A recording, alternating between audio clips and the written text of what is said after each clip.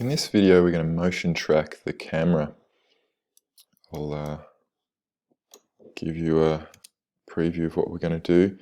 We're going to track the perspective and the movement of the camera, and then we're going to attach some graphics to that video, and it should be in perspective and move with the camera as well. Let me start a new composition or a new project, and I'll import the video that we're going to use, which I've got from Pexels. I'll give you the link. And I'll just create a composition based on that video size. I don't even know what it was. I got a pretty low res version, I think, just to make things quicker. And I'm going to just chop out a section of this video to work with. We won't make it too long.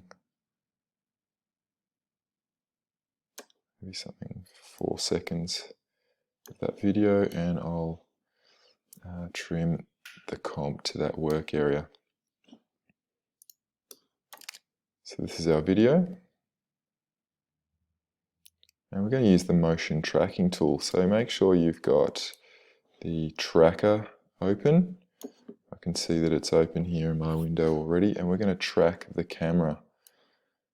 And so that will analyze the footage, and it will find a whole lot of kind of points that it can locate across time, and allow us to use those points to attach graphics. Let's track that camera. Now it's going to take a fair bit of time for that to analyze.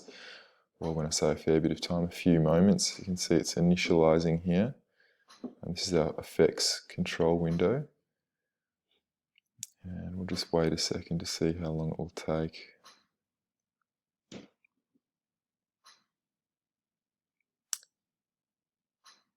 And so it's moving through it quite quickly. And it's done. Then we have this solving camera stage, which also takes a few moments. But once that's done, we have we can see all of the points that the tracker has kind of located. And if we move through space, we can see that it's kind of like those little points are attached to the video. We can increase the size of those if we want to, but we've also got this kind of target that kind of triangulates between those points and finds kind of locations that are kind of in the same perspective as the kind of architecture in this case, or whatever's in the video. It's not quite, a little bit wobbly on this left hand side wall, but pretty. You can see that that looks quite close to correct perspective over here. So I'm going to click when I've got one of those targets that looks good to me. And by the way, I must mention that I found that I need to have the toggle mask and shape path visibility option turned on for this to work, for me to be able to see these targets. Anyway, I'm going to right click here, and on this side of the wall I'm going to create text and a camera. So I'll click on that, and we'll see some text has appeared on that wall, and you can see that it kind of works pretty seamlessly with that, with the video there. I'm going to have to make some adjustments to it. I want to find something on this side of the wall that I can work with. I might move through a little bit, see if I can find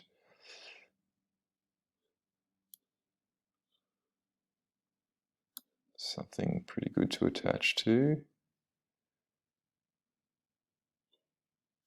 Maybe that there. I reckon that's a good spot. And on this side, I'm going to attach a solid. All right, so we've got two elements that are attached pretty well to the video. They'll work reasonably well with the perspective. Let's fix them up a little bit. You'll notice that those elements that have been created in, we've got a 3D tracker camera, and that has our points associated to it, and then we've got these elements or bits of media that we've actually attached, and you can see that those bits of media are 3D layers. I'm going to twirl down the rotation of the text, and I can, if I manipulate the Z rotation, I can try and get that text a little bit closer to perspective.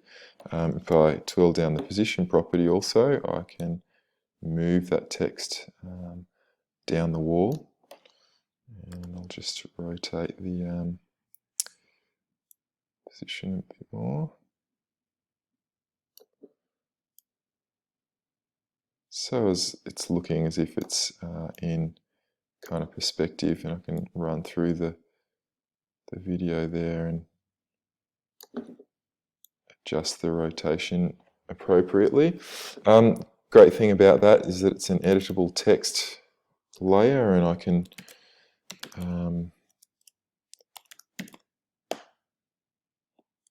just edit that text if I want to, edit the kerning, and it remains as part of our video. And so we've got a null object on this other side. Let's adjust the rotation of that, see if we can get it kind of running along the those perspective lines. And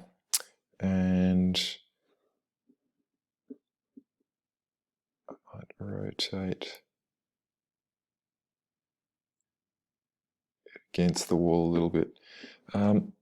Awesome. So to add some graphics to that solid that I've added there, I'm going to go into I'm going to right click and open up my contextual menu and pre-compose that solid. So create a composition for that solid, and I'm going to call it spiral because I'm going to make a spiral for it. And then I can go inside of that composition and make adjustments, or add whatever I need to. Firstly, I'm going to change the size of the composition. Oops, might make it about 1000 pixels. Okay, and I'm going to create a new solid to go in there, which is going to be a yellow solid. And I'm going to create another black solid as well.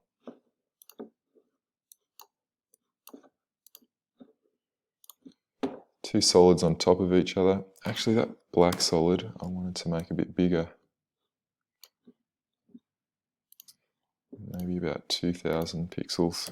And you'll see why I'm going to rotate that black one. So I want a bit of extra space around the edges, a bit of bleed.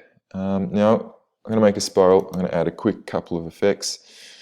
First of all, Venetian blinds, which is actually a transition, and you can see how Venetian blinds works.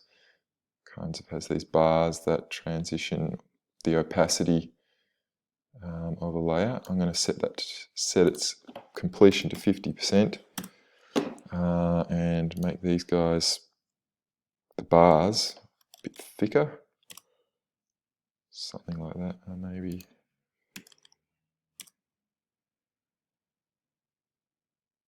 See how that goes.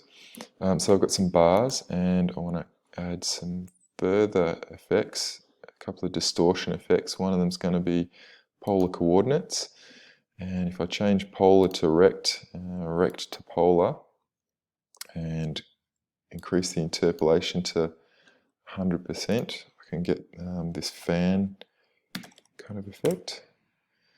And then I'm going to twirl that with distort twirl.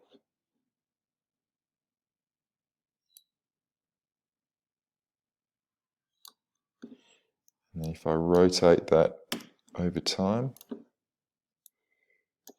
might just make it rotate once. Got a little bit of an animation there.